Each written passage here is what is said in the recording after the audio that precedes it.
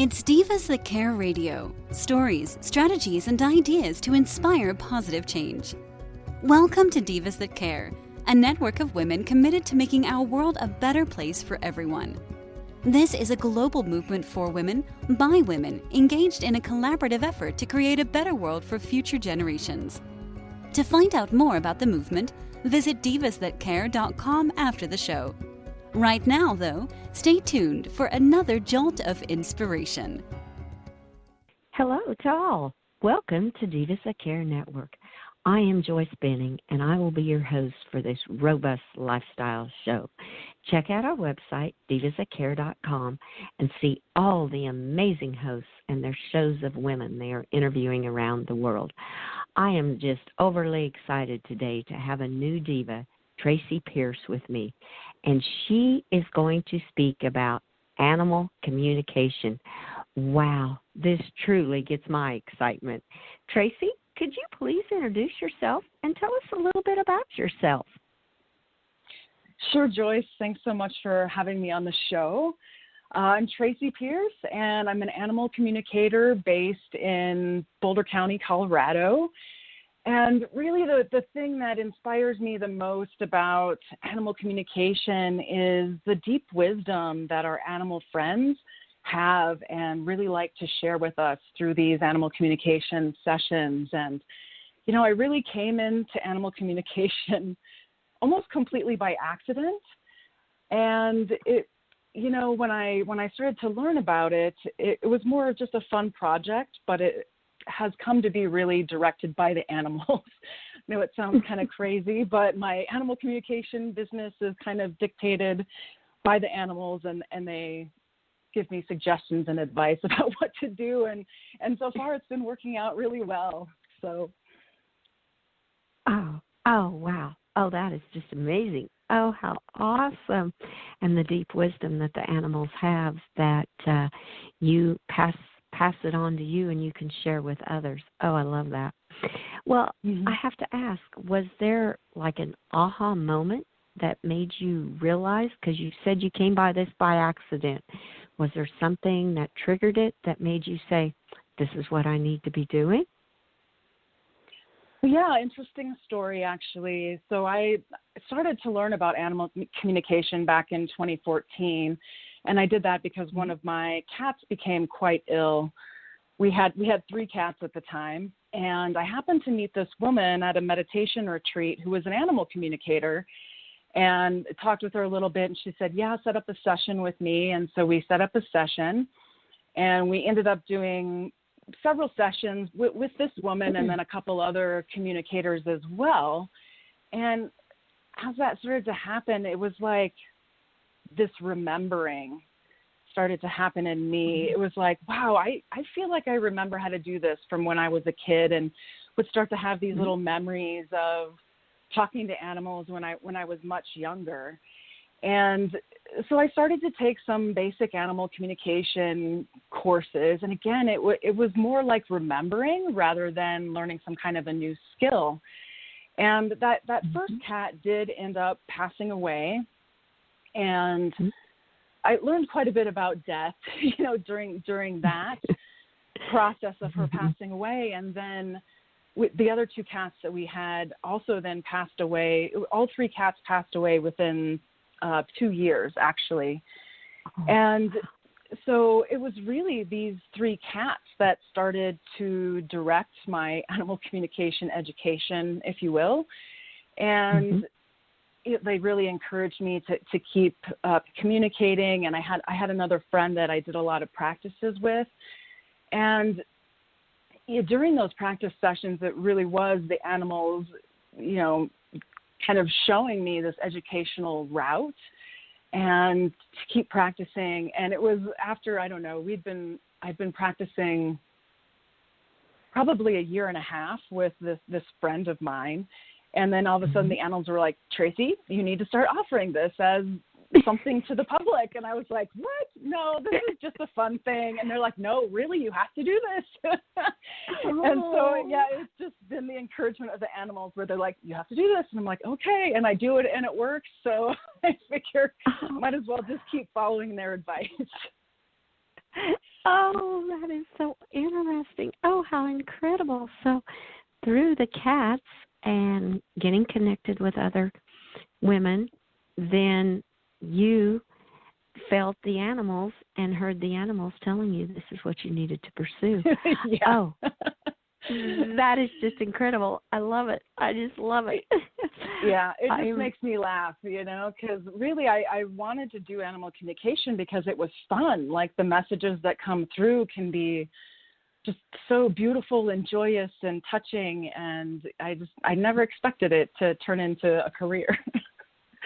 Oh, my goodness. Oh, that is just awesome. And they always say when you do what you love, it's not really work anyway. So Right. You're doing what you love. Oh, I love that. That is beautiful. Well, what makes you so passionate about bringing the animal's voice to others? What drives you for that? Well, as I didn't realize this at first, but as time has gone on, I feel like it has a lot to do with me feeling like my own voice hasn't been heard a lot of times throughout my life. And, there's been so many times in my own life where I wish there was somebody there who would stand up and speak for me when I couldn't. And, through animal communication, I really feel like that's something that I can give to the animals. And, throughout my life, my different animal friends have given me so much, different pets that I've had who've lived with me. And in some ways, it's like a way of me honoring those animals who have given so much to me. I'm able to give more to them. And, previously, I've worked with animals a lot through my life. And previously, it was more like in the line, I worked for a police department and I did animal control kind of things. And I was a volunteer at the animal shelter. And, I did help a lot of animals in that way. But I do remember like those times being with the animals and like, wow, I wish there was something more I could do or give to the animals. And there's something about the communication that feels, at least to me, like it has a bigger impact or it feels so much more important not important, but bigger, I guess, than the work that I did in animal control. I always wish there was something more that I could do. And it's so much more fulfilling to give to the animals in this way. Oh, how wonderful. Yes, being an animal lover myself, I can totally understand. That is incredible. It's got to be a great feeling to you when you feel like you're communicating to others what the animals are trying to say and can't verbally speak. Oh, and it sounds like you have grown through it too. That's what sounds awesome too. Oh, definitely. I've learned so much. And, as much as I feel I'm giving to the animals, I'm really receiving a lot for them too. It's a real virtuous circle, if you will. It's like a circle of giving. Wow. They give back to you and you give back to them. Oh, that is beautiful. Yeah. Beautiful, beautiful. Yeah. Well, in other ways, how do you go about supporting this cause of animal communication? How do you let others know, and how can others get involved in how you are supporting this cause? Well, primarily, I've been doing one-on-one animal communication sessions, and I also teach some introductory workshops online. But most recently, and this all started with the COVID lockdown stuff that started back in March. And again, this was totally just listening to what the animals were telling me to do. It's kind of a funny story. I was house sitting for somebody when all the lockdowns, when they started shutting everything down in March. And so I was driving from her house back and forth to my house. And like life just seemed really weird during those first few weeks of the lockdown. And I was driving and I was just like, wow, what do all the animals think about this lockdown? Like things are changing. What do they think? And the animals were like, Tracy, you need to do this live streaming video series. I was like, what? They're like, you need to do live streaming every day. You're going to talk to a different animal every day, live streaming. and people can ask questions. And I was like, okay. So I just and just the animals who wanted to talk to me just lined up. And I think it was for about 6 weeks, I did talk to an animal like every day of the week. And it's a little bit reduced now to like 1 or 2 per week. But so I started this live video series, and it's all posted up on YouTube now. And, you know, I talked to a lot of domestic animals at first, and then it kind of shifted to interviewing different wild animals, including ladybugs and butterflies and, you know, all different kinds of animals. And so I think there's somewhere around 80 or so videos now in the series. And yeah, you can watch it all on YouTube. It's totally free. And so this was one of the big ways the animals wanted me to support them, is to put their message out in a bigger format where people can go listen and even participate live if they're able to join us live and ask questions. It's been really fun and interactive, and some of the messages that the animals give us, sometimes they just blow me away, honestly. I'd really, like, if you're interested, I would totally encourage any of the listeners to go check out the YouTube channel. And, you know, if any particular animal catches your eye, to listen in, they really bring some incredible messages.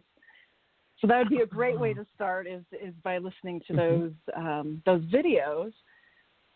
But I'm also planning for 2021 to do a bit more workshops, hopefully once per quarter or so. So if people are interested to learn a little bit how to do this themselves and get started, I'll post all those dates on my website once I know for sure when they'll be. But there's just a lot of different ways to get involved, and let the animal's joy just kind of sweep you away and take you along for the ride. Oh my goodness. Wow, that is awesome. Well, yes, I had looked on your YouTube channel and was going through the animals, and I'm going, oh my goodness, there's everything on here. This is awesome. Yeah. Everything Absolutely. is crazy. Yes, there's all kinds of animals. I thought that was so neat. And I love that, because YouTube is all over the world. Anybody in any place can look at the YouTube and watch some of these videos and learn from the animals through you. Oh, that is just incredible what you've done. I love that. Absolutely love it. And I also love that I bet you have just enjoyed it as much as the animals have enjoyed relaying their wisdom to the listeners. Absolutely. And I love that you're doing some intro to animal communication courses. I am taking notes of that, and I will be watching your website. Yeah, that was one of the other things too that was totally dictated by the animals, that I never expected to be teaching a class either. I'm like, really? You want me to do this? And the first time I did it, the class was filled. I was like, really? Okay. Guess I'm supposed to be doing this. Oh, my goodness. Yeah. Oh, that is awesome. So the animals have led you to even into 2021 to do the Intro to Animal Communication course. Wow. Yeah. And I've kind of put the animals in charge of finding my clients that way too. I'm like, okay, if you want me to do this, bring me the clients, I'll do it. But oh, awesome. Well, yeah, that makes me even more excited. For me. Yeah. Oh, that is great. I love that. Yeah. That is incredible. Oh, how beautiful, beautiful. Well, you have spoken animal communication through so many different animals. I'm going to ask, is there a certain one or a group of animals that is the most interesting to communicate with for you? You know, I think they're all really interesting. And for me, it's kind of about which animal is showing up a lot in my life repeatedly, like right now. And so like I feel like different animals have different kinds of messages for me throughout my life. Like right now, I keep having the black-billed magpie show up repeatedly. And it's one that I actually interviewed about a month ago, and I just posted this one to YouTube not too long ago. But it's one of the messages of the black-billed magpie has been, and I don't know if you have them where you live, but they're really known for showing up and just squawking really loud, quack, quack, quack. And they keep showing up and doing this to me. And they're like, Tracy, you got to keep speaking up. You got to keep using your voice. You got to keep speaking up for the animals. And so it really changes for me because, like for me right now, I'm paying a lot of attention to the black-billed magpie. But, you know, at different times there have been herons or like bear or elk that show up. So it's not necessarily like that I find one more interesting or drawn to more of one or the other. I kind of let the universe show me the messages I need by the animals that are showing up repeatedly in my life. And that might be something too that listeners could pay attention to, is like if there's a particular kind of animal that is showing up repeatedly in your life, maybe good to tune into them or like do some looking up information about what that totem animal might mean or something. But that's what it's been for me. Oh, wow. Oh, how interesting. Goodness, yeah. And I'm not familiar with the black-billed magpies. We do not have them where I am located. Not that I'm aware of. Yeah, I've only seen them in Colorado. I'm not sure how wide their spread is, but. Oh, that is really interesting. So, yes, our listeners need to start paying attention to the animals that are showing up all the time in their lives and are right there. Oh, how beautiful. That is really, really neat. Well, I was on your website also. Your website is incredible. I love your website. You have so much good information on there, too. And thanks, Joyce. You are so welcome. To our listeners today, there is on there, it says a best technique for kind of some of the ways you communicate. Can you explain a little bit to our listeners about what the best technique means? Yeah, sure. So BEST stands for Bioenergetic Synchronization Technique. And it's a healing modality that was developed by a chiropractor actually starting back in the 1960s. And so for many decades, they only taught it to chiropractors. And so when I was taught, technique was in 2011, and they were just starting to incorporate more professionals besides chiropractors. And I actually have a diploma from massage therapy school, so that was what qualified me to be able to go to this course at the time. They teach it to anybody now, but at the time you had to have a certain professional background. Anyway, so the technique itself, basically, it was really inspired by a spiritual experience by this chiropractor. He was finding that he was working with clients and they weren't holding their adjustments. And so he was a very religious man, and he was praying, asking for some kind of solution. And he was given the basic layout, I guess, for this healing modality.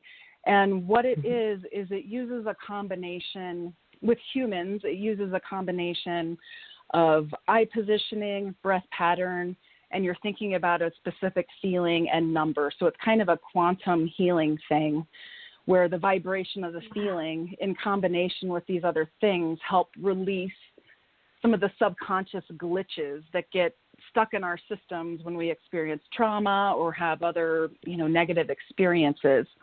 And so, the chiropractor developed this for humans who can, position their eyes in a certain direction and think of a feeling. But when it comes to infants and animals, you can't tell them to, put your eyes in a certain position or breathe in a certain pattern. So the chiropractors adopted a specific way of applying the best technique to animals and young children. And it's a little bit simpler. It has a lot to do with kind of balancing polarity in the body, but you can also work with some of the trauma stuff that gets stuck. Like I'll frequently have animals come to me who have had some kind of traumatic thing happen in their past. Like I can think of, there was a dog that I talked to who, when he was very little, it was sort of like a puppy mill kind of situation where he was in, and it was a metal, it's sort of like, it reminds me of like a hog containment kind of metal container. And there was a big storm that came through, and because of the way the storm was rattling, the metal container, like this puppy had gotten this layer of fear kind of imprinted on his energy. So whenever a storm would come through, like, he would get really super freaked out. So we did a little bit of BEST around that. And those are the kind of things, the patterns that can sometimes be released through BEST. So, yeah, it's been really incredible. I can think of, there's another example of another dog that I had worked with who he had, like, chewed on some electric wires. And so he had, like, a little bit of an electric shock. And it was causing him to pee in the house a bit. But it wasn't something that he could really control. It was something that was in his nervous system, like something would happen that would remind of the electrocution. And it was like he had no control over his bladder. And so we did a little bit of BEST again with him. And, the owner keeps reporting back like, oh, yeah, we're not having this peeing problem anymore. So, yeah, there are these emotional traumas, just like humans, that animals can go through, that working with the BEST technique can really help. Like, it's like, it almost becomes like a glitch in the nervous system, if you will. It's almost like we can't control our reaction. And so using BEST and this quantum healing method really can help release some of those glitches from our nervous system. So it's been really amazing to see the changes in animals this way too. Oh, goodness. Wow, that is incredible. Wow, I learned a lot. That is really something. I love that. I had never heard about the BEST personally myself, and now to hear how it can help animals that have been traumatized in their lifetime. Oh, that is beautiful. And another question go ahead. No, I was just going to say it's not a very well-known technique at this point in time. I feel pretty lucky to have come across it because it's very gentle and non-invasive. Mm-hmm. Oh, yes. Oh, that just sounds incredible. Well, a question I have then is, can you do that through like an online video or an online Zoom with a listener if they have an animal that has had trauma in their life and they're trying to work through it? Is this something you can practice online, or does it have to be in person with the animal? Yes, absolutely. We can do it remotely. When I first learned the technique, they kind of discouraged people from doing it remotely, but I worked with I was kind of a mentee, I guess you could say, with another BEST practitioner for a couple years, and together we kind of figured out a way to be able to do it remotely. Like, I use a little teddy bear as a conduit for when I'm holding the points and stuff. And I did a lot of experimenting with it at first because I wasn't sure if it would work in the same way or at the same level as being in person. And my experience has been that it works just as well remotely as it does in person. Oh, that is fantastic news, because, then listeners anywhere may contact you through your website, which we will post your link on this podcast, and they can get in contact with you if they have, just for one instance, if they have an animal that has been traumatized. Oh, I love that. That is just beautiful that you can work remotely on that. That is awesome. Yeah, it's been really a gift to be able to do that. And I actually, probably most of my work is remote. I do more remote than in person. So. Oh, goodness. Well, that is good to hear for our listeners, because then you can be worldwide. That is what is exciting about the internet. Yes, very much so. Yes. Well, you are so busy communicating with the animals and relaying their wisdom to the world. How do you balance your work and all you're giving back to the animals and to others, Tracy? Well, for me, it's been a lot about not being afraid to reassess, to cancel, or reschedule. 2020 has just been crazy, like life can change so quickly, and what worked yesterday may not work today.